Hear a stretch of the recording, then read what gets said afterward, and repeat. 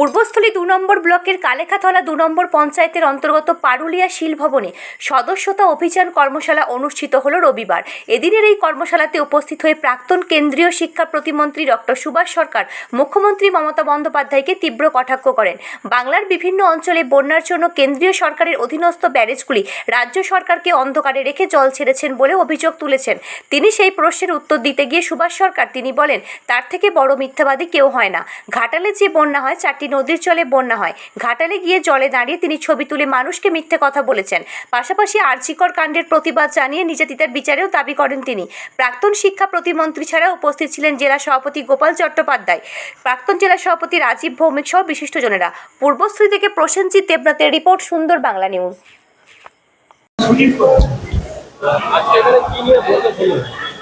কাটোয়া সাংগঠনিক জেলা বিজেপি, সেখানে আজকে মূলত সদস্যতা অভিযানকে নিয়ে কর্মশালা অনুষ্ঠিত। আর তার সঙ্গে সঙ্গে মাননীয় প্রধানমন্ত্রীর জন্মদিনের পরে এক পক্ষকাল সেবা পক্ষ চলে আমাদের, সেই জন্য সেবামূলক যে সমস্ত কার্যক্রম সেগুলো। আর এর সঙ্গে সঙ্গে মুখ্যমন্ত্রী মমতা বন্দ্যোপাধ্যায়ের পদত্যাগ না হওয়া পর্যন্ত নারী সুরক্ষার না দিতে পারার জন্য এবং বহু রকম প্রশাসনিক যে গণ্ডগোল তার জন্য প্রতিবাদ এটা কন্টিনিউয়াস থাকবে।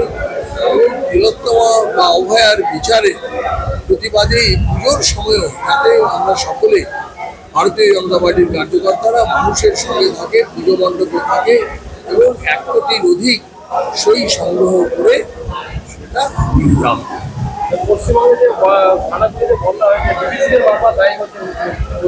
এর থেকে বড় মিথ্যেবাদী কেউ হয় না। ওখানে যে জল, এই ঘাটাল এই এলাকার যে জল, ঘাটালে তো যে বন্যা হয় সেটা দ্বারকেশ্বরী, দ্বারকেশ্বর, কংসাবতী, কেলেঘাই এবং শিলাবতী, এই 4টে নদীর জলে ঘাটাল। আর ঘাটালে গিয়ে জলে দাঁড়িয়ে উনি একটু শাড়ি উঁচু করে দাঁড়িয়ে গেলেন আর দাঁড়িয়ে ছবি তুললেন, এই তো হলো। আর সমস্ত ভুল তথ্য মানুষকে দিলেন। আর দামোদরের যে দুর্গাপুরের যে ব্যারেজ, দুর্গাপুরের ব্যারেজ এখন পশ্চিমবঙ্গ সরকারের কন্ট্রোলে, তো এটা তো পশ্চিমবঙ্গ সরকার দেখবে। আর এর সঙ্গে সঙ্গে মাইথনের যে জল, মাইথনের জল সেটা ছাড়ার যে কমিটি, সেই কমিটিতেও পশ্চিমবঙ্গের সদস্য আছে। তারা কি ঘুমোচ্ছিলেন?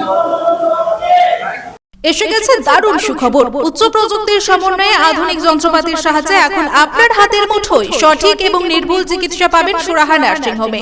এখানে উন্নত প্রযুক্তির সাহায্যে ডায়ালিসিস, এন্ডোস্কোপি, ল্যাপ্রোস্কোপি, কিডনিতে পাথর, বিভিন্ন ধরনের টিউমার, পোস্টেটের মাইক্রো সার্জারি, মুখমণ্ডলের ক্যান্সারের অস্ত্রোপচার সহ বিভিন্ন ধরনের অপারেশন বিশেষজ্ঞ চিকিৎসকদের মাধ্যমে করানো হয়।